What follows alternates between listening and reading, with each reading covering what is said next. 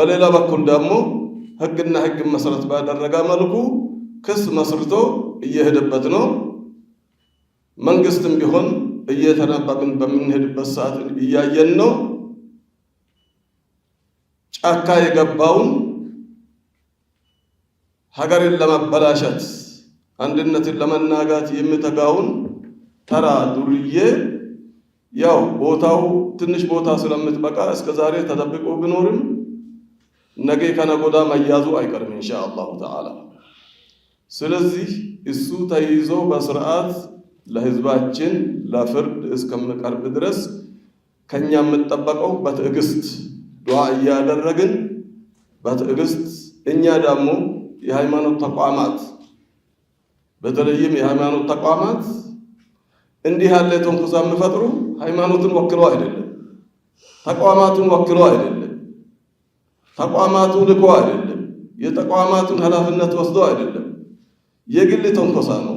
የግል ተንኮሳ ሰላም እንዲተፈርስ የሚያሰራ ስራ ስለሌለ ይሄንን ተከትለን እኛ የአብሮነታችን ትላንትና የነበረ የጋራነት የአብሮነት የመተባበር ተጠናክሮ ይቀጥላል እንጂ እንደ ተንኳሾቹ ይሻክራል ብላችሁ የምታስቡ ከሆነ ተሳስታችኋል ነው።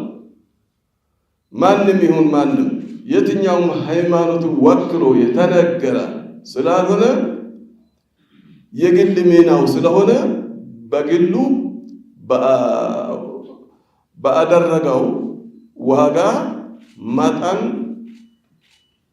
እርምጃ ይወሰድበታል። እርምጃ ስንል ህጋዊ እርምጃ ማለት ነው። ህጋዊ እርምጃ ይወሰድበታል። ከዛ ውጪ እኛ የሃይማኖት ተቋማት የነበረ ፍቅራችን የነበረ ትብብራችን የነበረ አብሮነታችን በበለጠ ተጠናክሮ ቀጥሎ ሌሎች ሃይማኖቶችም ደግሞ ከኛ ጋር ሆነው እንዲህ ያለ ተንኳሽን ፈልጎ አፈላልጎ ለህግ ከማቅረብ ውጪ በመካከላችን ምንም ነገር የበለጠ ከመቀራረብ ውጪ የሚያመጣ እንደሌለ ህዝባችን በዚህ አጋጣሚ በደንብ ማወቅ እንዳለበት ለመረጋጋት ወዳለሁኝና ስለዚህ በአጭሩ የምጠበቅብን ሁለት ነገር ነው። አንድ ወንጀለኛው በገባበት ገብቶ መንግስት ጊዜ ሳይሰጠው ወንጀለኛውን ለህግ አቅርቦ ህዝባችንን እኛንን ቶሎ እንዲያሳውቀን በዚህ አጋጣሚ ደጋግሜ እጠይቃለሁ።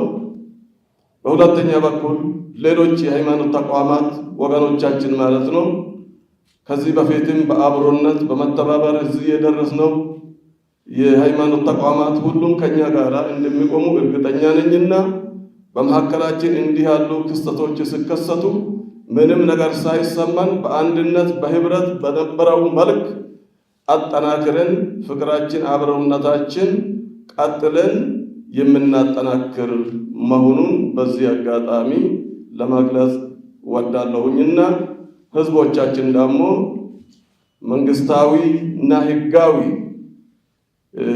እርምጃ እስከምንጠብቅ ድረስ በትዕግስት ሁላችንም ባለንበት የነበረውን ጸሎታችን ዱዓአችን ኢባዳችን ባለንበት እንድንቀጥል አብሮነታችን በበለጠ ደግሞ አጠናክረን በኢትዮጵያ ውስጥ ያሉት ማንኛውም ሃይማኖቶች የነበረውን መጠናከርና መተባበር በተለይ በዚህ በረመዳናችንና እነሱም በአብይ ጾም ውስጥ ስላሉ ተባብረን ጸሎታችን እንድንቀጥል በዚህ አጋጣሚ አደራ